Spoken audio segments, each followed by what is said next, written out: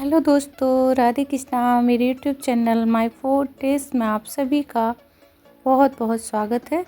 आज हम आप सब के लिए लाए हैं पंजाबी स्टाइल या रेस्टोरेंट स्टाइल सरसों का साग एंड मक्के की रोटी। तो इसके लिए हमने यहाँ पर एक बड़ा बंच सरसों का लिया है।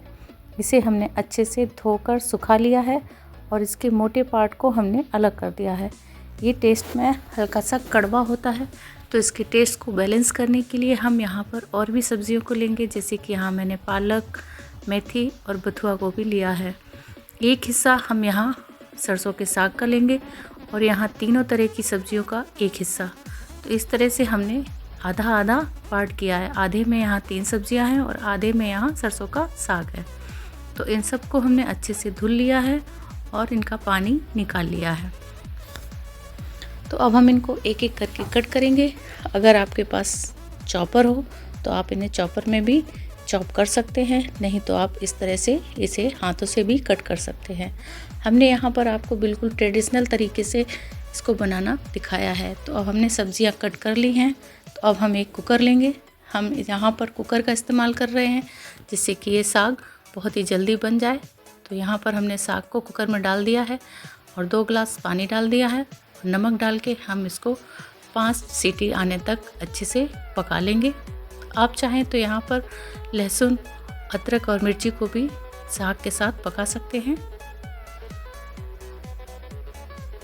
अब ये हमारा साग अच्छे से गल गया है।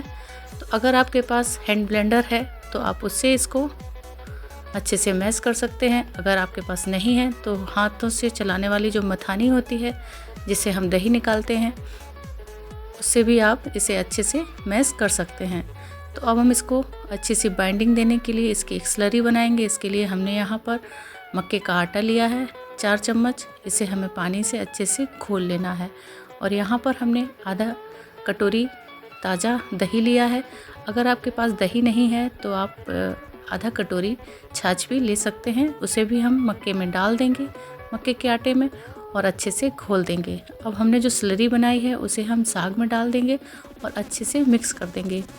जब ये अच्छे से खुशबू ना आने लगे और अच्छे से पक ना जाए तब तक हमें इसे अच्छे से पका लेना है। देखिए अब हमारा साग अच्छे से थिक भी हो रहा है। देखिए कुछ इस तरह से अब हमारा साग बनकर तैयार है। तो अब हम इसे एक बाउल में निकाल लेंगे। अब हम इसके लिए एक तड़का तैयार करते हैं। इसके लिए हमने यहाँ पर 2 चम्मच घी का इस्तेमाल किया है।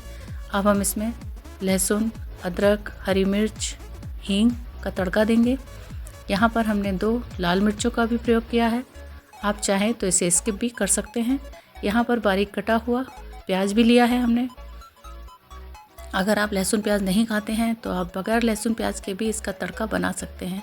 उससे भी इसका टेस्ट बहुत ही लाजवाब आता है। तो अब हम यहाँ पर थोड़ी सी कश्मीरी लाल मिर्च डाल के अपने तड़के को साग में डाल देंगे और ऊपर से थोड़ा सा मक्खन रख के इसे हम फिनिश करेंगे। अब सरसों का साग ऐसे तो नहीं खाया जा सकता, तो इसको पूरा करने के लिए हम यहाँ पर अपनी करारी करारी मक्के की रोटियाँ भी बनाएंगे। और इन सर्दियों आप इस रेसिपी को ज़रूर से एंजॉय करें। तो आइए चलिए, इसके लिए हम एक बड़ा बर्तन लेंगे और हम इसमें 1 कटोरी मक्के का आटा लेंगे। मक्के के आटे को हमने अच्छे से छान लिया है। अब हम यहाँ पे नॉर्मल पानी से ही इसको अच्छे से गूँथ लेंगे। अगर आप इस तरह से नहीं बनाना चाहते हैं तो आप थोड़ा सा गुनगुना पानी करके भी आटे को गूँथ सकते हैं। उससे भी ये रोटियाँ बहुत ही सॉफ्ट बनती हैं। अगर आप गर्म पानी से मक्के के आटे को गूँथते हैं तो आप रोटियों को बेलन से, चकले से बेल भी सकते हैं। तो हम यहाँ पर आपको बिल्कुल ट्रेडिशनल तरीके से दिखा रहे हैं। तो हम यहाँ पर अच्छे से आटे को मसल लेंगे और उसके बाद अपनी लोई को एक लेंगे और उसे अच्छा सा चिकना करेंगे। हम इसमें थोड़ा सा तेल लगाएंगे हाथों पर अपने। अगर आप तेल से नहीं बना पा रहे हैं तो यहाँ पर आप थोड़ा सा पानी भी लगा सकते हैं। अब हम इस तरह से, देखिए कुछ इस तरह से हल्के हाथों से हम रोटी को फैलाते रहेंगे। कोई भी रॉकेट साइंस का यहाँ ज़रूरत नहीं है, बस थोड़ा सा प्रयास करेंगे तो आपकी रोटी भी एकदम परफेक्ट गोल बनेगी और पतली पतली कुरकुरी बनकर निकल के आएगी। तो देखिए कितनी अच्छी हमारी रोटी बनकर तैयार हो गई है। बहुत ही पतली रोटी है ये। देखिए कुछ इस तरह से। अब हम गरम तवे पर अपनी रोटी को फैला देंगे।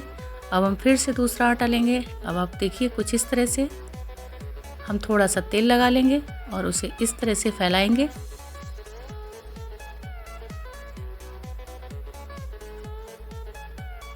देखिए अब हमारी रोटी भी अच्छे से फैल गई है। ना तो ये बहुत ज़्यादा मोटी है, ना ही बहुत ज़्यादा पतली है, एकदम परफेक्ट साइज़ भी है और परफेक्ट इसका थिकनेस भी है। तो अब हम इसे अच्छे से पलट देंगे।